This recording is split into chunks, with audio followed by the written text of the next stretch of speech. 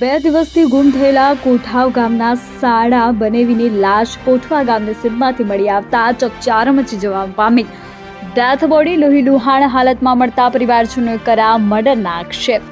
સૂત્રોની મળતી માહિતી મુજબ કરજણ તાલુકાના કોઠાવ ગામના વિજયભાઈ રતિલાલ પટેલ ઉંમર વર્ષ 35 વર્ષ અને તેમના સાડા ચંદ્રકાંત સુરેશભાઈ વસાવા જેની ઉંમર વર્ષ 24 વર્ષ જેઓ પોતાના મકાઈના ખેતરમાં પાણી ચાલતું હોવાથી બંને સાડા બનેવી ખેતરમાં ગયા હતા, પરંતુ જમવાના સમયે ઘરે પરત ના આવતા પરિવારજનોએ ખેતરમાં તપાસ કરતા મળી આવ્યા ન હતા। સાડા બનેવી ના મળતા પરિવારજનોએ આસપાસમાં તપાસ કરતા પણ ના મળી આવતા વિજયભાઈ રતિલાલની ધર્મપત્નીએ તારીખ 14/3/2025ના રોજ કરજણ પોલીસ સ્ટેશનમાં ગુમ થયા જોગ ફરિયાદ નોંધાવી હતી।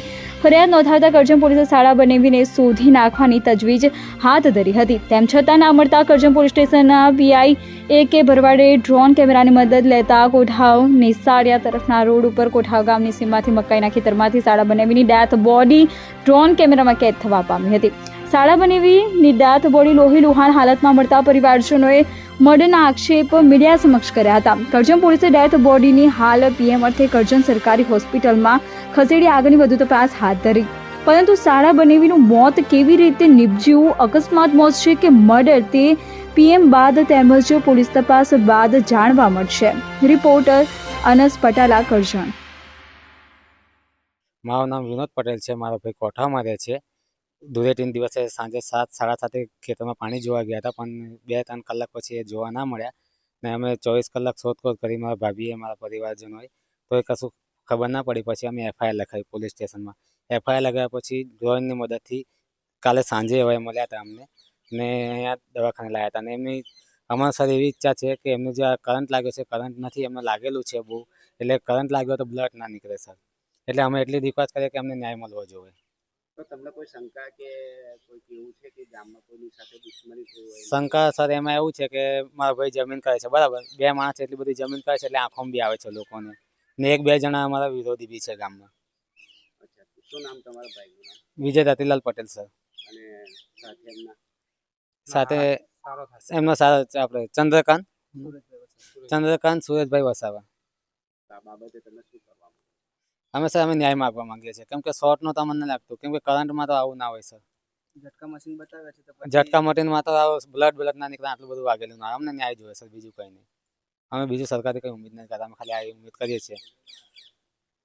તારીખ 14/3/25ના રોજ કોઠાવ ગામની સીમમાંથી એક વિનોદભાઈ રતિલાલ પટેલના ભાઈ વિજયભાઈ અને ચંદ્રકાંત વસાવા નાઓ બંને ગુમ થયેલા હતા, અને તે અનુસંધાને જાણવા જોગ કરજણ પોલીસ સ્ટેશનમાં દાખલ થયેલી હતી।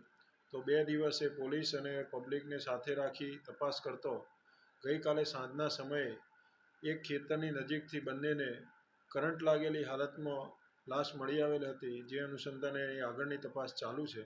અને તે અનુસંધાને જે મરણ જનાર છે વિજયભાઈ, એમના ભાઈ વિનોદભાઈ પટેલની ફરિયાદ લઈ અને હાલ BNS કલમ 105 મુજબની ફરિયાદ લઈ ગુનાની તપાસ કરજણ પોલીસ દ્વારા કરવામાં આવી રહેલ છે।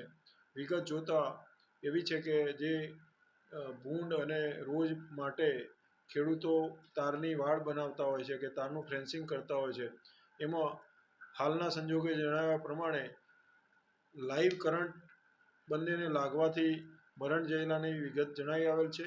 તો તે અનુસંધાને BNS 105 મુજબનો ગુનો જે કોઠાવ ગામના પટેલ વિરુદ્ધ દાખલ કરી આગળની તપાસ કરજણ પોલીસ દ્વારા ચલાવવામાં આવી રહેલ છે।